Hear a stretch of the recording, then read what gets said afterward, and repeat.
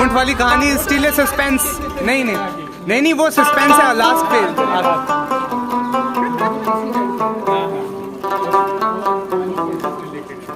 ये जो अपना आज क्या था, हेरिटेज वॉक था, इट वाज ग्रेट, रियली बहुत अच्छा लगा। सबसे अच्छी बात इस चीज़ की ये हुई कि we got really interviewing audiences around of all this 3 years. They are so many enthusiastic and they're really exciting about knowing and learning things around. So what we do, we started our day from Minto Circle.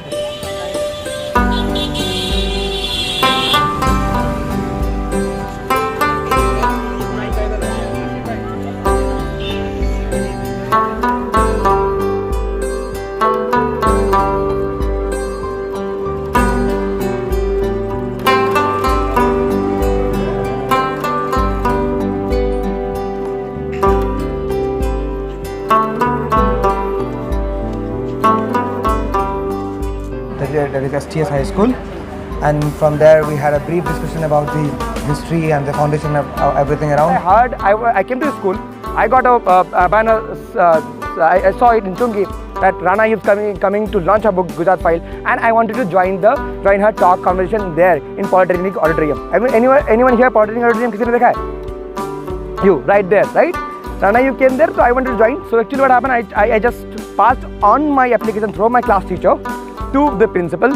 The principal denied. Asked one of my friend, भाई जाना तो पड़ेगा. I will go by hook or by crook. So what do? So there was a reward. Yeah, there is a tradition of here. After the recess bell, tiffin ka bell के बाद, you get 5 to 10 minutes of all the chaos happening. That is the moment to escape. That is the moment to escape, right? I will now show you how to escape, right? There is one wall here, right? Okay. So that's the wall you can plank, and there is also a wall that side. So particularly I asked, I need to go to join the seminar.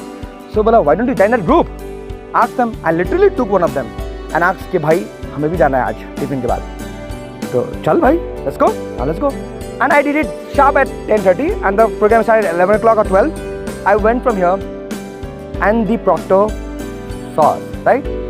मीरानीस कहते हैं कि गर्मी से मुस्तरिब है ज़माना ज़मीन पर, गर्मी से मुस्तरिब है ज़माना ज़मीन पर, भुंजाता है जो गिरता है दाना ज़मीन पर, और पानी है आग, पानी आग तो नहीं है, पानी है आग, गर्मी रोज़े हिसाब है, माही जो सीख मौज पे आई कबाब है।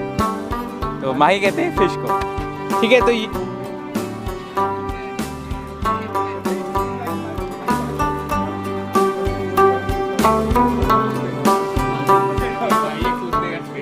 मैं कूद के दिखाऊं?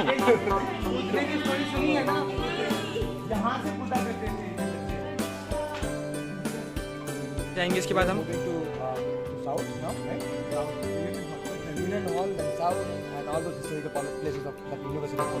तो अभी हम मिनटों में हैं, इसके बाद हम साउथ में जाएंगे, ऐसे south. And then from there we went to union hall exactly. के बारे में we explained about what union hall is all about, how it started, how it was established. Union SS North, SS North.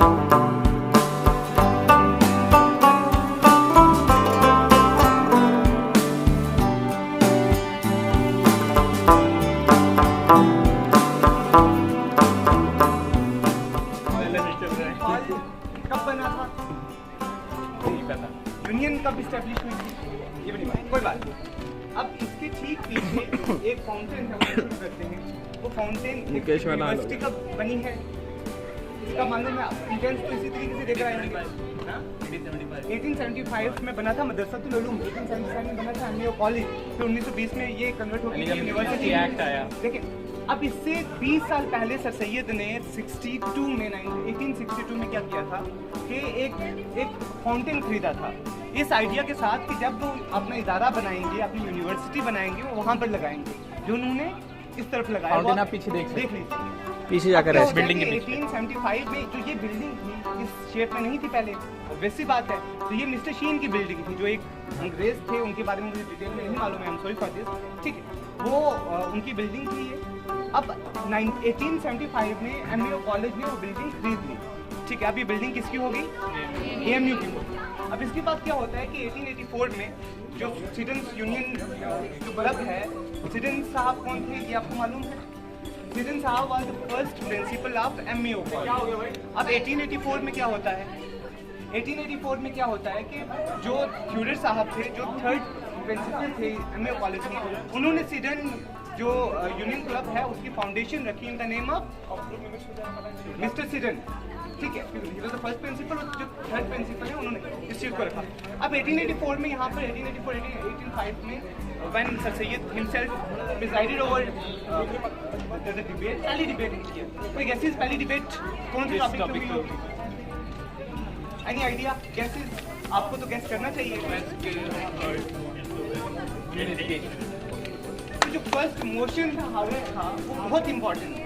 एक ऐसे दौर में जहाँ पर औरतों को घरों से बाहर निकलना है नहीं निकलना उस पर डिबेट हो रही थी। सिडन यूनियन डिबेटिंग क्लब में सर सैयद और उनके स्टूडेंट्स किस चीज़ पर डिबेट कर रहे हैं and building the exact motion. This house believes that the separate of female education is to be desired by home tuition and not through school and colleges.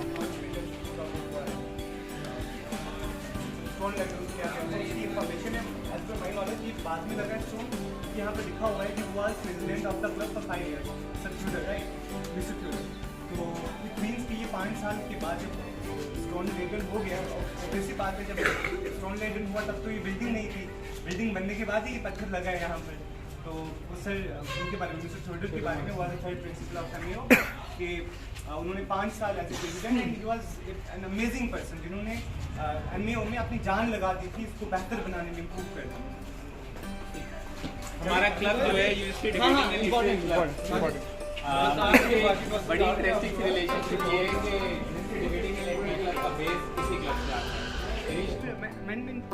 Amendment के बाद ये हुआ कि जो वाइस चांसलर साहब थे वो पैटर्न बन गए। अभी vice chancellor patron of student union और प्रेसिडेंट फिर इलेक्ट किए गए। The name of the first president of student union was Ahmad Saeed, also known as Anda. तो ये उनका नाम था, बहुत फेमस नाम है और मैंने जितनी भी बुक्स पढ़ी हैं इसके रिगार्डिंग तो उनका नाम जहाँ पर सईद अहमद साहब का नाम मेंशन है, उनके नाम के आगे अंडा भी मेंशन है। इसके अलावा एक और बड़ी इंटरेस्टिंग स्टोरी है जाफर महदी ताबान की। ये भी प्रेसिडेंट थे और ये जाकिर हुसैन साहब जो आपके प्रेसिडेंट भी हुए उस टेन्योर में ये जब वाइस चांसलर थे अलीगढ़ मुस्लिम यूनिवर्सिटी की, जब इनके प्रेसिडेंट भी बाद में बने उससे पहले ये मुस्लिम यूनियन के क्या थे vice president, sorry vice chancellor. उस वक्त क्या होता है कि जो मुहर्रम की छुट्टियाँ थी 10 छुट्टियाँ हुआ करती थी उस वक्त, वो इन्होंने रिड्यूस कर दी सिर्फ 2 छुट्टियों पर, जो 10 से 2 तक। और बहुत सारे स्टूडेंट्स नाराज हुए इस बात को लेकर के नहीं ये मानो और इसमें 10 छुट्टियाँ चाहिए 2 नहीं चाहिए। उस पर जो प्रेसिडेंट साहब थे उन्होंने जब जाकिर हुसैन साहब इस हॉल में आए बैठे हुए थे तब, तो he was Zakir Hussain Taban was very excellent speaker and he was also a poet. तो उन्होंने क्या किया कि एक पोइम सुनाई, एक नज़म सुनाई जिसको एड्रेस करते हुए वाइस चांसलर को। उस जो पोइम थी या नज़म थी उसका टाइटल बड़ा ज़बरदस्त था। जाकिर साहब का नाम क्या था? जाकिर हुसैन। तो टाइटल था जो नज़म का वो ये था कि जाकिर हुसैन रोके है जिक्र हुसैन से, है ना? कितना इंटरेस्टिंग है।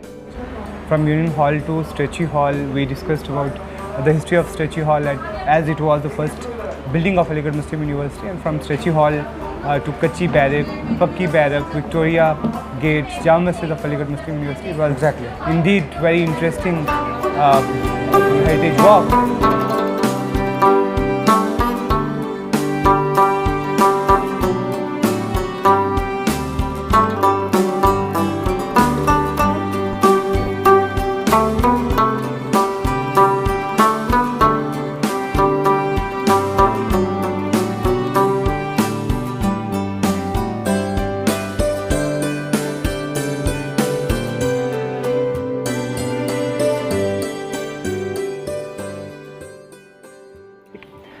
जो पहली बिल्डिंग बनी है ना अलीगढ़ मुस्लिम यूनिवर्सिटी की या MAO कॉलेज की, वो ये बिल्डिंग है।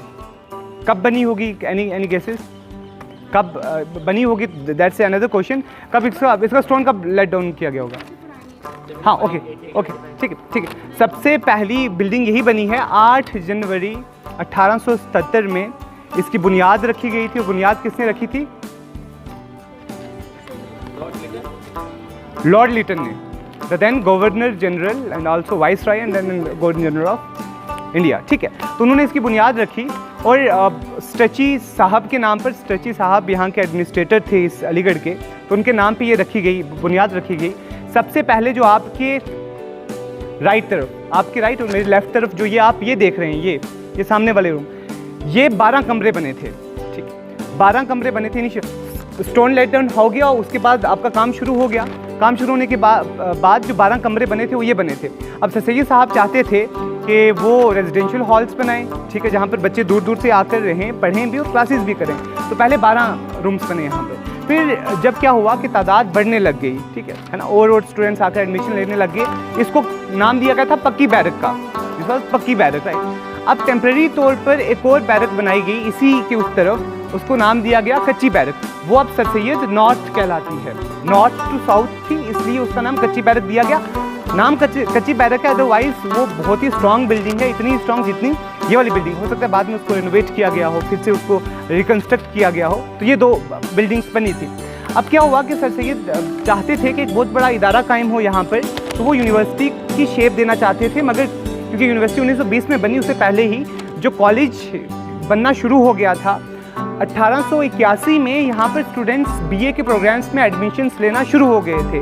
दिस वाज द बिल्डिंग, यहाँ पर काम चल रहा है, ये कुछ कमरे हैं यहाँ पर टूटे फूटे। 1881 में जो है वो 4 स्टूडेंट्स ने यहाँ पर BA प्रोग्राम में हिस्सा लिया था और 1881 में वो यहाँ से ग्रेजुएट हुए थे। उससे पहले ऑब्वियसली बात एडमिशन ली, 1881 में वो यहाँ से ग्रेजुएट हुए थे, सिर्फ 4 लोग। Now imagine, pause for a second, 1881 में शायद सर सैयद के अलावा किसी ने ये चीज़ सोची भी नहीं होगी कि 2022 में यहाँ पर 30